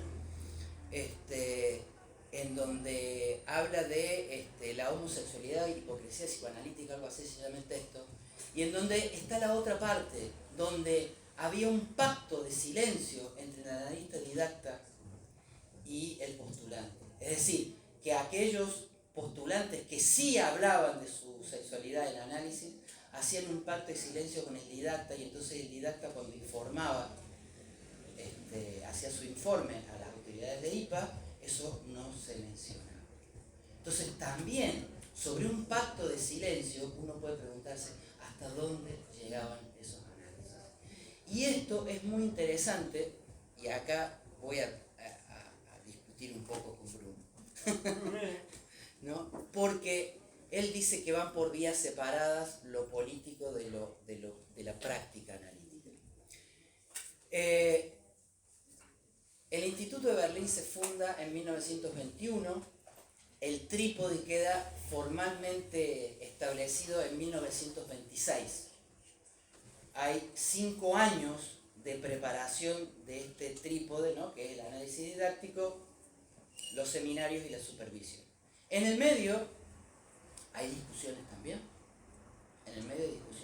Y hay una discusión entre Eitingon y Freud. Y es, ¿qué lugar ocupa cada uno de las tres patas del trípode? Para Eitingon había que hacerlo de esta manera. Primero, una sólida formación teórica. Primer punto. Segundo, el análisis didáctico. Y tercero, la supervisión. Freud le responde taxativamente que no. Dice, lo más importante, y es una postura tradicional de Freud, es el análisis. Y lo fundamenta. Dice, si después de un análisis esta persona no sigue convencida que quiere ser analista, vayamos a la formación teórica, porque el análisis también tiene que servir para que se caigan las máscaras. Y entonces, a veces, alguien puede creer que quiere ser analista cuando en definitiva lo único que quiere es solucionar sus problemas. Entonces dice, lo principal es el análisis. Si después del análisis sigue queriendo ser analista, o sea, si no se convenció de no ser analista, entonces vamos a la formación teórica. ¿No? Digo, es una diferencia radical. En 1921 se abre el instituto, se nombra al primer analista didacta. ¿Quién es el primer analista didacta? Hans Sachs. Ahora, fíjense, digo, lo encadeno ¿por qué? Porque Freud dice, primero el análisis. Hans Sachs, primer analista didacta, o sea, el encargado de analizar a los postulantes, nunca se analizó. Sachs nunca se analizó. Es el primer analista didacta de la IPA y nunca se tiró un diván. De nadie. Bueno, Pero no solo eso, sino que en 1923 publica un artículo sobre las perversiones que yo, escribiendo este libro, me enteré que esta frase era de Sachs, pero que cuando yo estudiaba en los pasillos de la UBA, esta frase circulaba como pan caliente. Los neuróticos son egodistónicos de sus síntomas, mientras que los perversos son egosintónicos. Y por eso los perversos nunca demandan análisis. Los homosexuales eran perversos y nunca demandaban análisis. ¿Por qué? Porque eran egosintónicos con sus síntomas. Con lo cual estaban haciendo, primero una barbaridad en identificar la elección sexual con todo un sujeto, ¿no? Como decía Jorge Reiter en algunas oportunidades, como si los putos no sufriéramos de otras cosas, ¿no? O sea, como si no sufrimos por ser putos, la vida es feliz, no sufrimos por nada, ¿no? Como que no tenemos otros síntomas, ¿no? Entonces, hay un problema ahí. Y lo que a mí me interesó, punto uno, es hasta dónde llegaban esos análisis, porque se pone en juego, a ver, yo soy lacaniano, aquí, ¿cómo que se llamaba? Carla, le hice una corrección al principio que puede haber resultado muy antipática, que es que el nombre de la escuela es en francés, pero porque esto en nuestra escuela tuvo una discusión de años, corrieron ríos de tinta de si los nombres propios se traducen o no. Entonces, cuando finalmente se fumó la pipa de la paz y quedamos en que no, y que entonces el nombre de la escuela era École Lacanienne de Psychanalyse y no admitía traducción a Escuela Lacanienne de Psicoanálisis, ¿sí? Por eso fue la corrección, porque esto demoró años de discusión. De hecho, las primeras litoral en castellano salía como Escuela Lacaniana de Psicoanálisis, ¿no? Entonces en un momento hubo así como una gran discusión y finalmente quedamos en que los nombres propios no se traducen. Entonces, bueno, École Lacanienne. No sé por qué. La discusión con Bruno, ¿cuál sería?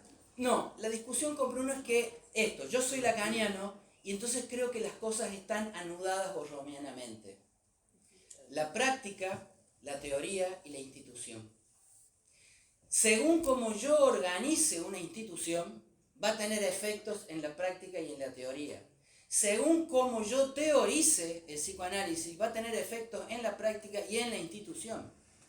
Según como yo practique el psicoanálisis, va a tener efectos en la teoría y en la institución. Yo no creo que se puedan pensar como cosas separadas. Entonces ahí viene mi segunda interrogante cuando empecé a escribir este libro. Porque cuando yo discutía con algunos compañeros del camino, no necesariamente de la école, acerca de por qué se había tomado esta decisión, aparte de una manera tan liviana, tan a la ligera, no hubo discusión. No hubo discusión, fueron 3 o 4 cartas y ya está. Muchos, quizás todavía prendidos al ideal de Freud, decían cuestiones de época. Y por eso es que yo arranco con Hirschfeld. Si fueran cuestiones de época, Hirschfeld no podría haber abierto también en 1921 su propio instituto que estaba a 4 kilómetros del instituto psicoanalítico. Estaba a 4 kilómetros de distancia. Y en el instituto de Hirschfeld se hizo la primera operación de reasignación de sexo en el año 1921. Lili Elbe. Lili Elbe. No. Dora. Norteamericana. Dora. Y ahí también se opera Lili Elbe, la chica danesa, en 1931, 10 años después. En la película ustedes habrán visto que Lili Elbe se hace 5 operaciones. Y en la película no aparece el Instituto de Hirschfeld, sino que aparece Van der Werkhof, que es el que la opera. Bueno, en el Instituto de Hirschfeld se hizo la primera, pero como Lili Elbe quería ser una mujer, no quería ser trans, quería ser una mujer y quería quedar embarazada, ¿sí? Hirschfeld ahí le dijeron que no, y lo buscó a este tipo. Este tipo tipo aceptó. Este tipo formaba parte de los equipos médicos de Mengele. O sea, experimentó con Lili Elbe y la llevó a la muerte. Entonces digo, no es una cuestión de época. Digo, Hirschfeld en Berlín había conseguido un acuerdo con la policía berlinesa en donde él le daba unos carnets a los travestis para que pudieran, que por una cuestión de salud tenían que poder circular por la calle vestidos de mujer. Era una transacción entre el poder político policial y el instituto. Entonces la época no alcanzaba. Y se había ido de la IPA. ¿Eh? Y se había ido de la IPA. Hirschfeld se había ido de la IPA en 1911 porque digo, Hirschfeld fue fundador de la Sociedad Berlinesa de Psicoanálisis en 1908 con Abraham. Participa de la fundación de la IPA en 1910 y abandona la IPA en 1911 luego de un feroz enfrentamiento con Jung, que era homofóbico a más no poder. Digo, ya que hablamos de Mengele y de Van der Graaf, recordemos que nuestro amiguito Jung también revistaba en las filas del nacionalsocialismo. Pero perdón, ¿no? Porque a mí me parece muy interesante, yo al menos, que digo que suelo escuchar y leer con Bruno, a mí me parece que él apuntaba, por decirle a Bruno, ¿no? Sino, a otra cosa, ¿no? Distinta, digamos. Es a la cosa que voy ahora. Que tiene que ver con el lugar de la marginalidad, esto de la psicopatología cotidiana que aloja el psicoanálisis. Pero es a lo que voy ahora. Y es que digo, a mí la cuestión de la época no me cierra por ningún lado, no me convence, y menos pensándolo en Berlín, de los años 20, no me convence en lo más mínimo. Entonces digo, ¿Respecto de qué? De excluir a los homosexuales como que sea una una cuestión cuestión de de- época, una cuestión epocal. No, la época no me convencía. Entonces yo me empecé a preguntar si no había al interior de la teoría algo que hubiese hecho que fuese tan fácil tomar la decisión. Y encontré algunos elementos. Debatibles, controversiales. Yo no digo que yo tengo la papa, ¿no? Digo, es a lo que yo voy, y es dos elementos. Por un lado, la bisexualidad constitutiva. Yo ayer lo comentaba, al principio a Freud la bisexualidad le sirve para desmarcarse del discurso médico, pero lo termina atando en el binarismo, porque la bisexualidad es bi. Es bi, son dos. No hay posibilidad de otra cosa que no sea dos. Pero lo más importante, a lo cual se ata esto de la bisexualidad y que sea bi, dos y solo dos, es la presencia a lo largo de los escritos de Freud de la filogénesis. Y esto es un problema. Y esto es un problema enorme. En la metamorfosis de la pubertad, Freud empieza diciendo de que la pulsión encuentra un nuevo fin y por ende un objeto adecuado. Es decir, todo lo contrario a lo que plantea en la sexualidad infantil, que no hay objeto para la pulsión, pero parece que en la pubertad ya sí. Hay un objeto adecuado para el nuevo fin que es la reproducción. Es decir, que el fin de la pulsión sexual es la reproducción, no la ganancia de placer. Y eso es un cambio enorme en Freud. Pero fíjate que ahí Freud dice que la pulsión se vuelve altruista, por lo tanto la pulsión permanece ajena en cierta manera a eso, a la reproducción, porque se asocia a algo que es extrínseco a la pulsión sexual misma. Sí. Entonces Sí, es un parámetro externo. es un parámetro externo, Que no pero afecta. al cual Freud le empieza a dar una dirección en donde después, a partir de que tampoco me parece, forma parte del otro giro del 20. Ustedes saben que Freud habla por primera vez del Edipo en 1890.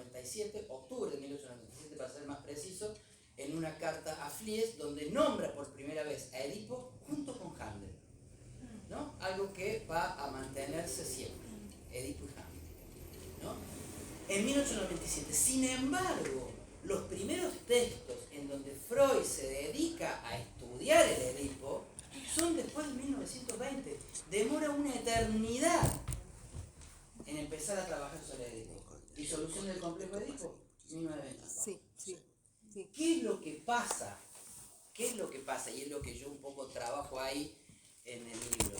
Y es que justamente, además del giro teórico del 20, está el análisis de Ana, contemporáneo del análisis de la joven homosexual. Se dan al mismo tiempo. Entonces Freud empieza realmente a preguntarse por la sexualidad femenina y por la homosexualidad femenina, porque en 1921 la exclusión caía sobre la homosexualidad masculina. O sea, no se explicita, pero queda por hecho porque de la homosexualidad femenina nadie hablaba nada, ¿sí? Como el artículo 175, que no me acuerdo quién fue el que mencionó vos mencionaste también, Bruno, el texto de Leonardo, ¿no?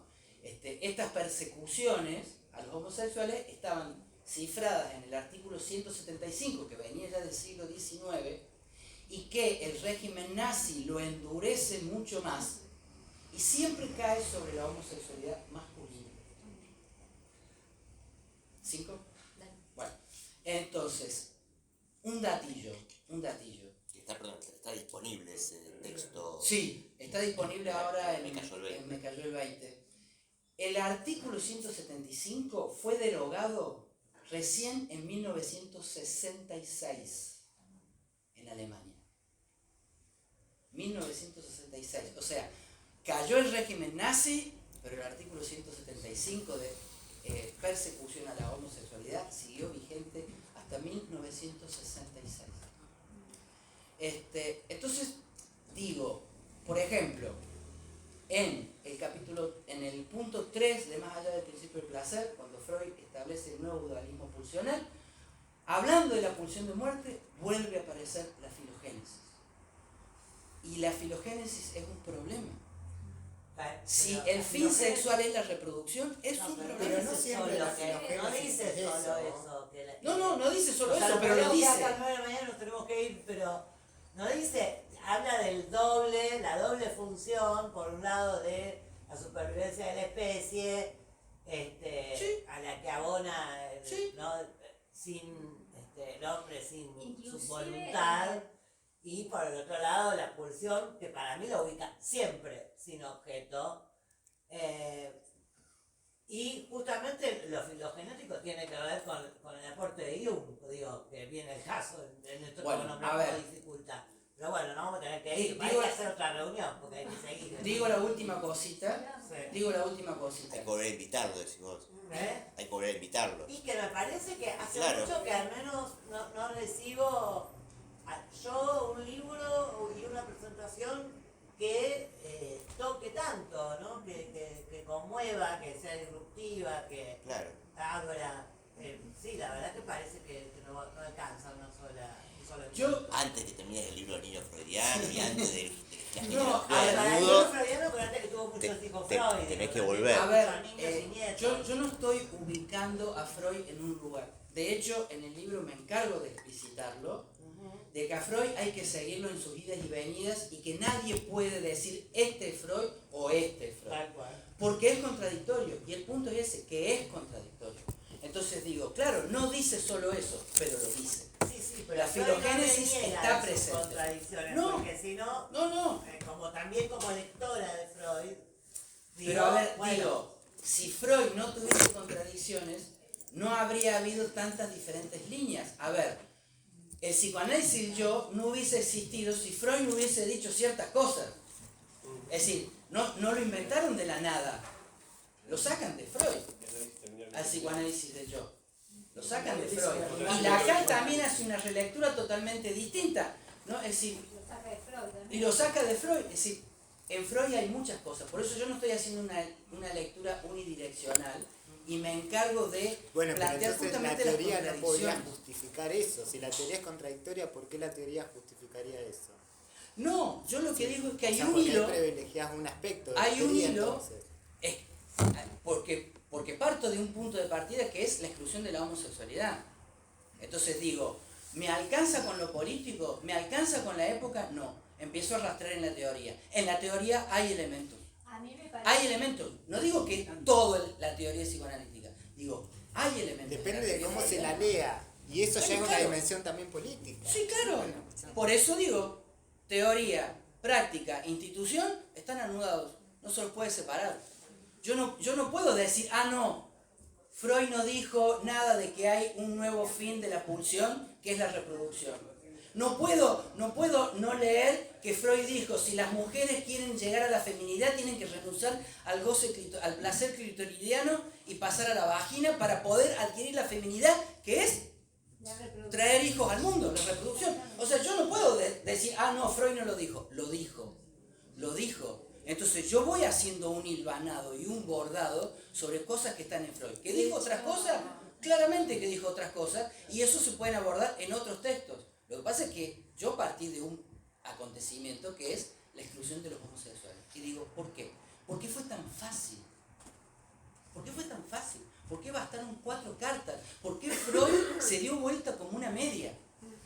Cuando primero dijo que no y al mes dijo que sí. Bueno, esa es la gran pregunta que Bueno. queda, ¿no? Bueno, Freud, que es representante de la no hipocresía, un discurso y una posición contra la hipocresía total, la gran pregunta que queda es ¿por qué se dio en los actos, en las palabras, o sea, algo que me parece impropio de Freud, de la manera que se condujo? Bueno, pero digo, Me parece, hay que pero preguntarse. está bien, por eso, Claro. claro que hay que No, preguntárselo. porque No eso- solo, lo que pasa es que no solo Freud, sino la deriva de esto. Yo les recomiendo, hay una tesis doctoral que está en internet, que yo la trabajo bastante en el libro, que se llama Ganímedes al diván, es una tesis doctoral de un español, donde va puntuando a los post-freudianos hasta llegar a Socarides. Conocerás vos que estabas en APA, a Socarides. Socarides hasta que se murió, miembro de IPA, seguía sosteniendo las terapias de conversión. Y se murió en el 2000. O sea, digo, Sí, por ahí a mí Socarides ni me importa. está bien, pero Me importa Freud. pero Freud fundó una institución que se llama IPA. Y Lacan fundó una escuela que se llamó Escuela Freudiana de París, y el mismo Lacan en una presentación de enfermos le dijo un traba, sí, pero vos sos hombre. Estás O sea, enfermo. digo, hay efectos, Estás hay efectos. enfermo. Sí, leí No podemos leí decir la que no hay presen- efectos. Leí la presentación de la ¿No? No podemos decir que no hay efectos. No El punto estamos es ese. diciendo eso. Bueno, no sé, sigamos otro día, vamos a parar. Hermoso lo que causa todo esto. Vamos a tomar vino y comer empanada. Y compren el libro. Por causar algo mucho más allá de No, gracias a ustedes por debatir. tocar.